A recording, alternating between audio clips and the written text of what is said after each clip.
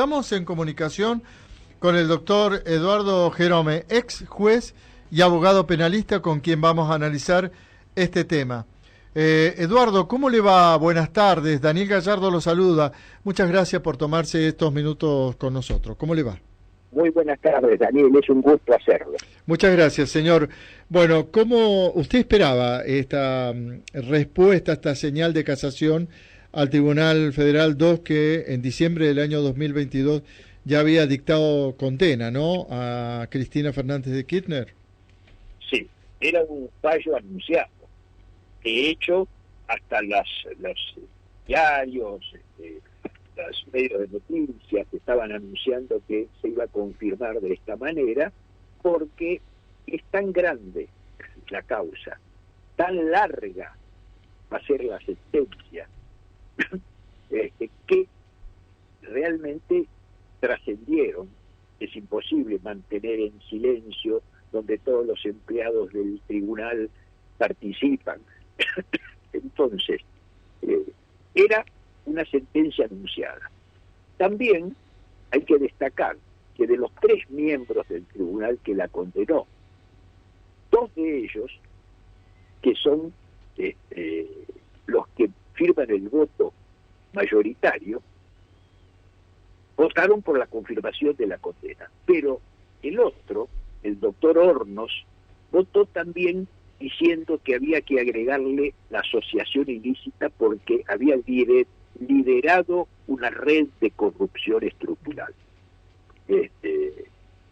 Entonces, esto es lo que salió ahora, y donde también le aplican un decomiso de 84.000 millones de pesos, y donde también la inhabilitan de por vida para cualquier cargo público.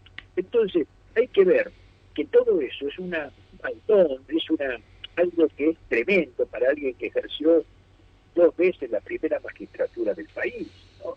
Y aquí el fallo, lo que tiene de importante es que es la última instancia antes de la Corte Suprema. Quiere decir que a Cristina, a José López y a los demás condenados solo le queda apelar para ir a la Corte. Cuando la Corte se expida, que sabemos que no es en un plazo cercano, pero no creo que menos de un año por lo menos van a tardar esto en la Corte, bueno, allí si le confirman la condena, como todo parecería indicar, allí Cristina y los demás condenados van a quedar inhabilitados de por vida para ejercer cargos públicos. Ahora, esto es una cuestión que hay que plantear también, porque el Código Procesal Federal dice que recién los fallos se pueden ejecutar, es decir, los fallos, ejecutarse significa ponerse en funcionamiento, en este caso mandar preso a los que condenan a prisión, cuando estén firmes. Y firmes están una vez que la Corte se expida. Esto es algo que realmente me parece a mí que hay que modificar, porque de esta manera pasan años antes que los fallos queden firmes, y cuando quedan firmes, porque la Corte interviene, ya todos nos olvidamos del hecho, realmente porque pasaron tantos años que ya no tiene ni siquiera un sentido en la sociedad mejorar. Dicen que justicia lenta no es justicia, bueno, y esto es lo que pasa muchas veces con estos casos. De todas maneras, hasta ahora no podemos decir que los tribunales se hayan retrasado mucho porque es una causa tremendamente compleja. ¿Y qué temas analiza el fallo? Porque ahí, esto es lo interesante. ¿Cuál es? En principio, hubo un direccionamiento arbitrario de recursos. ¿Por qué arbitrario? Porque se la eligió siempre a la provincia de Santa Cruz y no a otras. Entonces, ¿y por qué se lo hizo eso? Exclusivamente para adjudicarlas de forma irregular. Porque en las licitaciones, ¿qué había? Diversas irregularidades, y siempre las favorecidas eran las empresas del Grupo Báez.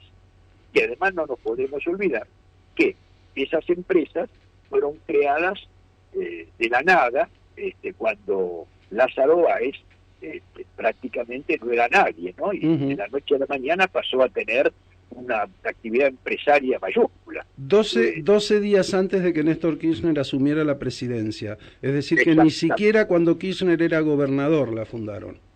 Tal cual, tal cual. Entonces, todo eso lo va a analizar el fallo, además la rapidez de las adjudicaciones, la falta de competencia, porque había una competencia falsa, en el cual empresas amigas se presentaban también como para darle un aura de legitimidad, un aura de legalidad a la adjudicación. Pero en realidad estaban todas confabuladas para que las empresas del Grupo Baez siempre fueran las adjudicadas. Eduardo, hay algunas especulaciones que dicen que la Corte podría fallar en marzo. ¿Es muy apresurado pensar que eso pueda ocurrir en vista de lo que nos decías de un año por lo menos? Mire, yo creo, si tengo que analizar los antecedentes de los fallos de la Corte, yo creo que sería extrañísimo que la Corte pueda fallar en marzo. Si me dijeran en marzo del 2026, bueno, ahí podemos pensarlo de otra manera. Pero creo yo que es muy dificilísimo, casi imposible, que en el mes de marzo la Corte esté fallando esta causa, ¿no? De todas maneras, nada es imposible y ojalá, como decíamos antes, ojalá que cuanto más rápido se dicten los fallos judiciales, más es la credibilidad que tiene la gente en la Corte. Doctor, en la Corte y en todos los tribunales. Sí, doctor, ¿qué tal, Ulises? Quería consultarle lo siguiente, o sea, como para que transparentarle un poquito lo que implica esta sentencia, que recién discutía un poquito qué significa esta sentencia de 6 años, que sí, está dictada. Le hago 2 preguntas muy puntuales. Primero, o sea, que si la Corte Suprema, como última instancia, va a tardar aproximadamente un año, o sea que en realidad ya se cumpliría un año de cumplimiento de sentencia por parte de Cristina Fernández de Kirchner. La primera pregunta que le hago, de esos 6 que se le han dictado.